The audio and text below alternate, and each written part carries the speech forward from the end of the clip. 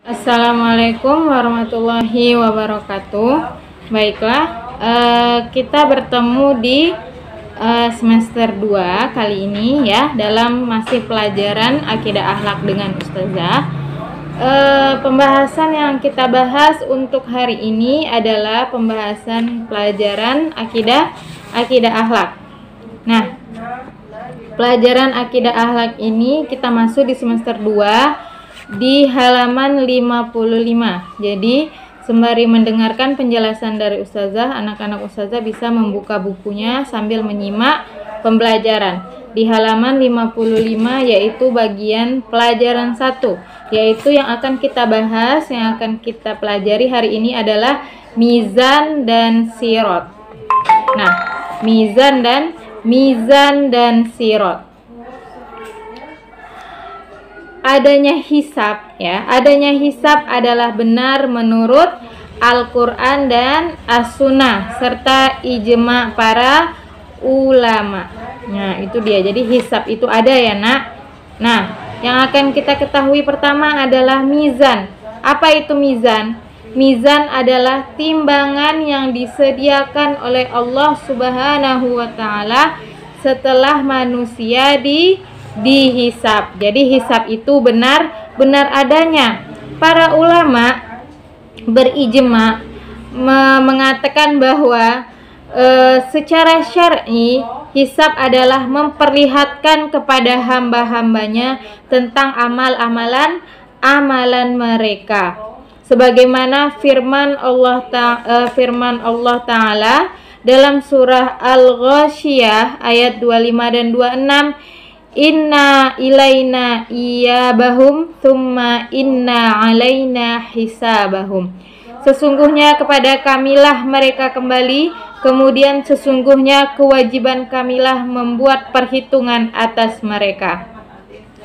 Hisab terhadap amal perbuatan itu berdasarkan pada kitab catatan amal mereka, amal kita selama di dunia. Apabila amal baik lebih banyak, maka dia akan mendapatkan balasan yang setimpal. Sebaliknya, apabila amal buruk lebih banyak, maka dia akan mendapatkan balasan yang setimpal pula. Dalam surah Al-Zalzalah ayat 7-8, bisa anak Ustazah lihat di buku.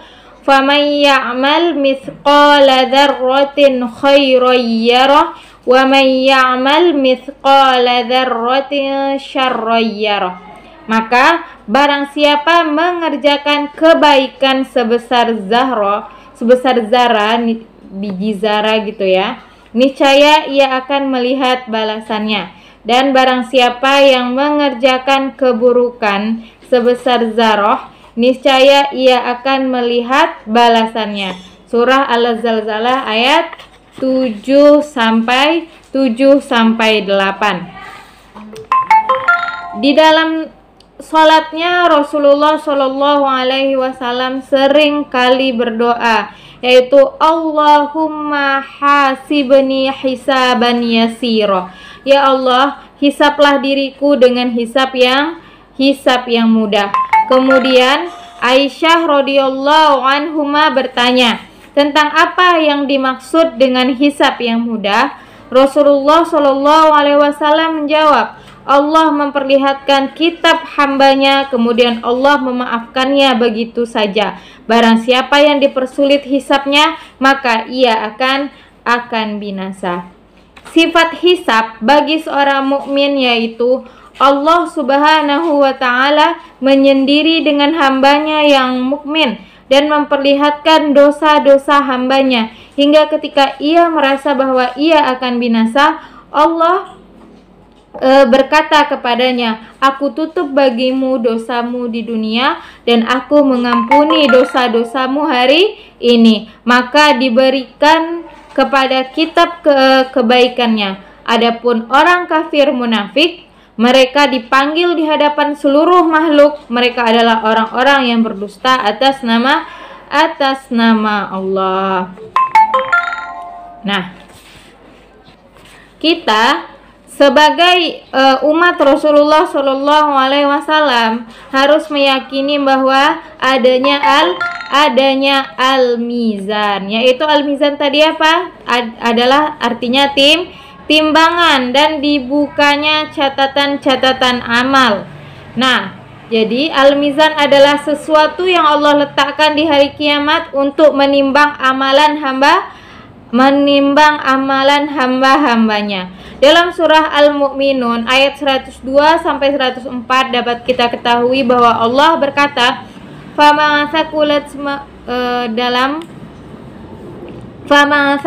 mawazinu faulaika humul muflihun wa man khaffat mawazinu faulaika alladzina khasiru anfusahum fi jahannam khalidun talfahu wujuhahumun nar wa hum fiha kalihun. Barang siapa yang berat timbangan kebaikannya, maka mereka itulah orang-orang yang beruntung. Dan barang siapa yang ringan timbangannya, maka mereka itulah orang-orang yang merugikan dirinya sendiri. Mereka kekal di dalam neraka jahanam.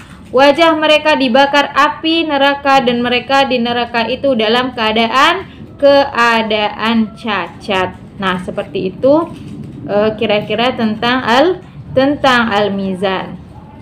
Kemudian selanjutnya yang kita bahas adalah tentang sirat. Sirat apa? Sirat yaitu jembatan menuju surga yang terbentang di atas neraka. Jadi sirat itu adalah jembatan menuju surga dan di bawahnya itu adalah neraka. Jembatan ini akan dilewati oleh setiap manusia. Kondisi manusia ketika melintasi jembatan tersebut sesuai dengan amalan mereka di dunia. Ada yang terjatuh ke neraka, ada yang melewatinya dengan cepat, dan ada yang melewatinya dengan lambat. Jadi ada yang langsung saja seperti faster gitu ya, tidak ada halangan, ada yang berjalan pun dengan merangkak. Sirat tidaklah selebar jembatan yang kita lihat di dunia ini. Ia sangat tipis, bahkan tipis daripada sehelai rambut dan lebih tajam dari mata pedang. Abu Sa'id Al-Khudri radhiyallahu anhu meriwayatkan, "Balaghani annal jisra adaqu minasy-sya'raki wa ahaddu minas-saifi." Orang yang melewati sirat bermacam-macam keadaannya. Ada yang melewatinya secepat kedipan mata, ada yang melewatinya secepat kilat, ada yang secepat angin, dan ada yang secepat kuda pacuan. Ada pula yang melewatinya seperti berlari, atau seperti berjalan, atau dengan merangkak.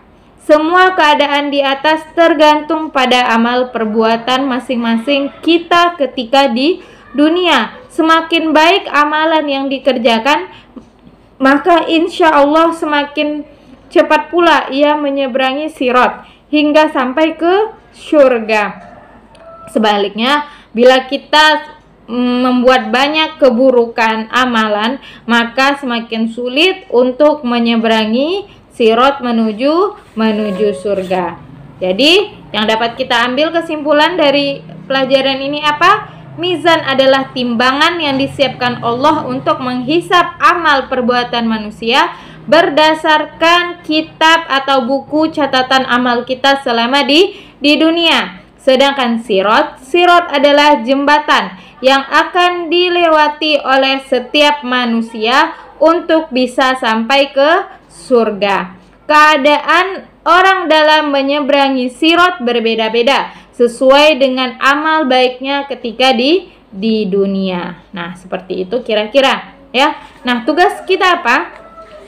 Tugas anak ustazah menghafal hadis sahih riwayat Muslim dari Abu Sa'id Al-Khudri radhiyallahu anhu. Hadis tentang sirat ya. Hadis dari Abu Sa'id Al-Khudri radhiyallahu anhu yang diriwayatkan oleh riwayat Muslim. Hadis tentang sirat. Nah, anak ustazah hafal itu beserta artinya. Kemudian silahkan direkam melalui audio dan dikirim japri ke nomor ustazah. Oke? Jadi hanya itu saja tugas dari ustazah. Anak ustazah mendengarkan penjelasan. Karena apa? Karena ilmu itu diikat dengan tulisan dan ilmu itu diikat dengan mendengarkan. Jadi dengan mendengarkan insya Allah nanti bisa memahami pelajaran dengan baik. Itu saja dari ustazah. Assalamualaikum warahmatullahi wabarakatuh.